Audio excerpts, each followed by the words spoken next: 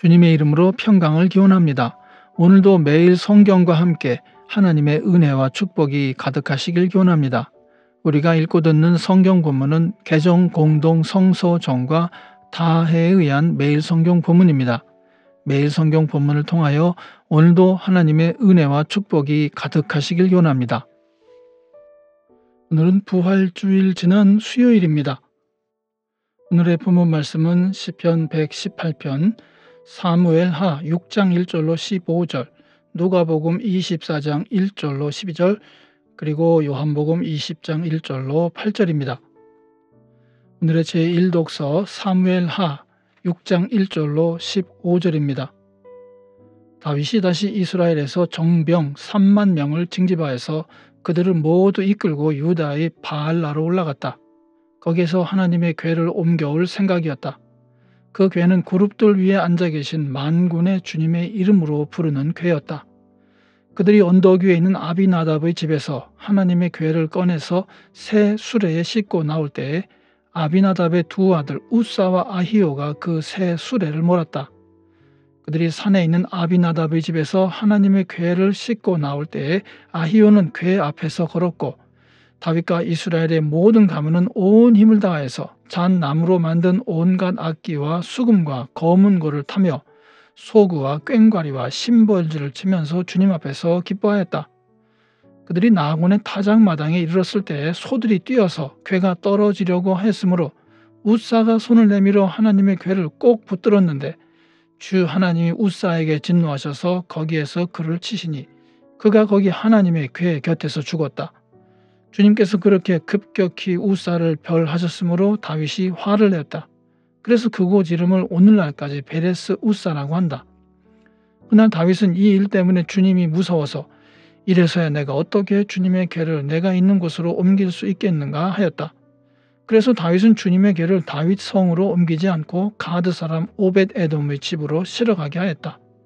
그래서 주님의 궤가 가드 사람 오벳 에돔의 집에서 석 달 동안 머물렀는데 그때 주님께서 오벳 에돔과 그의 온 집안에 복을 내려주셨다. 누군가가 오벳 에돔의 집에 하나님의 궤를 보관하였기 때문에 주님께서 오벳 에돔의 집과 그에게 딸린 모든 것에 복을 내려주셨다는 소식을 다윗 왕에게 전하였다. 그리하여 다윗은 기쁜 마음으로 가서 하나님의 궤를 오벳 에돔의 집에서 다윗 성으로 가지고 올라왔다. 궤를 옮길 때에 그는 큰 축제를 벌였다. 다윗은 주님의 궤를 맨 사람들이 6걸음을 옮겼을 때에 행렬을 멈추게 하고 소와 살진 양을 제물로 잡아서 바쳤다. 그리고 다윗은 모시로 만든 에봇만을 걸치고 주님 앞에서 온 힘을 다하여 힘차게 춤을 추었다. 다윗과 온 이스라엘 가문은 환호성을 올리고 나팔 소리가 우렁찬 가운데 주님의 궤를 옮겨왔다. 부활주일의 시편 말씀은 시편 118편 1절로 2절 그리고 14절로 24절입니다. 주님께 감사하여라. 그는 선하시며 그의 인자하심이 영원하다. 이스라엘아, 그의 인자하심이 영원하다 하여라. 주님은 나의 능력, 나의 노래, 나를 구원하여 주시는 분이시다. 의인의 장막에서 환호하는 소리, 승리의 함성이 들린다. 주님의 오른손이 힘차시다. 주님의 오른손이 높이 들렸다. 주님의 오른손이 힘차시다. 내가 죽지 않고 살아서 주님께서 하신 일을 선포하겠다. 주님께서는 엄히 징계하셔도 나를 죽게 버려두지는 않으신다. 구원의 문들을 열어라. 내가 그 문들로 들어가서 주님께 감사를 드리겠다. 이것이 주님의 문이다. 의인들이 그리로 들어갈 것이다. 주님께서 나에게 응답하시고 나에게 구원을 베푸셨으니 내가 주님께 감사를 드립니다. 집 짓는 사람들이 내버린 돌이 집 모퉁이의 머릿돌이 되었다. 이것은 주님께서 하신 일이니 우리의 눈에는 기이한 일이 아니랴. 이 날은 주님이 구별해 주신 날. 우리 모두 이 날에 기뻐하고 즐거워하자. 아멘. 오늘의 제2독서 누가복음 24장 1절로 12절입니다. 이래의 첫날 이른 새벽에 여자들은 준비한 향료를 가지고 무덤으로 갔다. 그들은 무덤 어기를 막은 돌이 무덤에서 굴려져 나간 것을 보았다. 그들이 안으로 들어가 보니 주 예수의 시신이 없었다.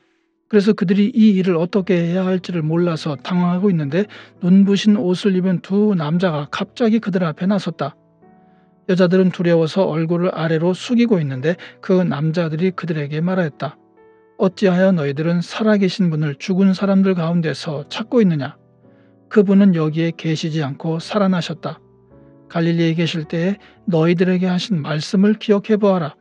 인자는 반드시 죄인의 손에 넘어가서 십자가에 처형되고 사흘째 되는 날에 살아나야 한다고 하셨다. 여자들은 예수의 말씀을 회상하였다.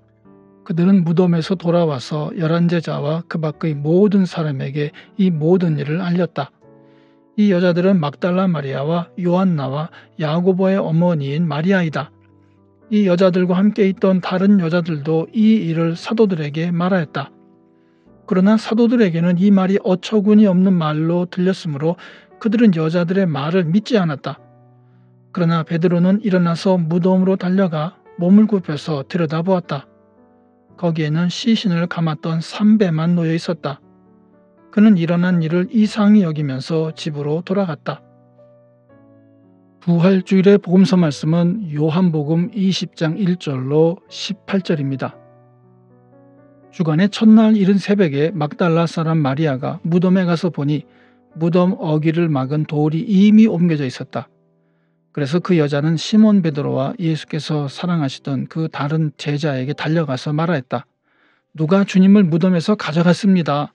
어디에 두었는지 모르겠습니다. 베드로와 그 다른 제자가 나와서 무덤으로 갔다. 둘이 함께 뛰었는데 그 다른 제자가 베드로보다 빨리 달려서 먼저 무덤에 이르렀다. 그런데 그는 몸을 굽혀서 삼배가 놓여 있는 것을 보았으나 안으로 들어가지는 않았다. 시몬 베드로도 그를 뒤따라왔다. 그가 무덤 안으로 들어가 보니 삼배가 놓여 있었고 예수의 머리를 싸맸던 수건은 그 삼배와 함께 놓여 있지 않고 한 곳에 따로 객혀 있었다. 그제서야 먼저 무덤에 다다른 그 다른 제자도 들어가서 보고 믿었다. 아직도 그들은 예수께서 죽은 사람들 가운데서 반드시 살아나야 한다는 성경 말씀을 깨닫지 못하였다.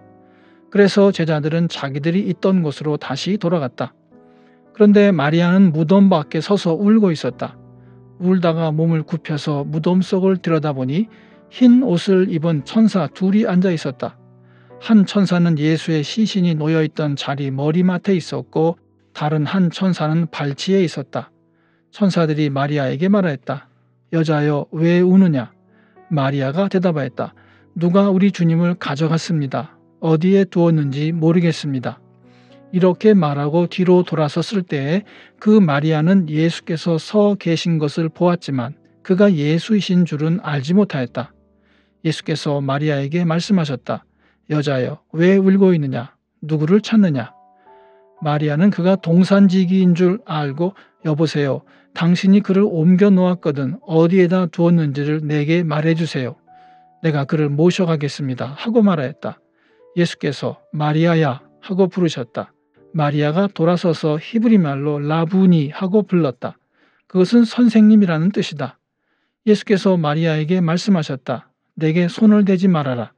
내가 아직 아버지께로 올라가지 않았다. 이제 내 형제들에게로 가서 이르기를 내가 나의 아버지 곧 너희의 아버지 나의 하나님 곧 너희의 하나님께로 올라간다고 말하여라. 막달라 사람 마리아는 제자들에게 가서 자기가 주님을 보았다는 것과 주님께서 자기에게 이런 말씀을 하셨다는 것을 전하였다. 아멘.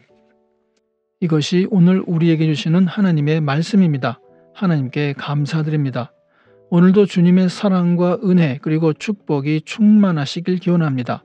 주님께서 인자하심으로 여러분에게 얼굴을 드시고 평강 주시기를 기원합니다. 이 채널을 방문해 주셔서 감사드립니다. 기도를 부탁드립니다. 이 채널을 통하여 주님의 말씀이 선포되고 개정 공동 성서정과의 매일 성경 읽기 운동이 세계적으로 크게 일어나서 성도님들이 매주마다 각 교회 목사님들의 주일 설교를 통하여 은혜를 받는데 도움이 되는 채널이 되도록 기도해 주시길 부탁드립니다. 아울러 구독과 좋아요, 알림 설정을 해주시면 감사드리겠습니다. 오늘도 행복한 하루가 되시길 축원합니다. 아멘.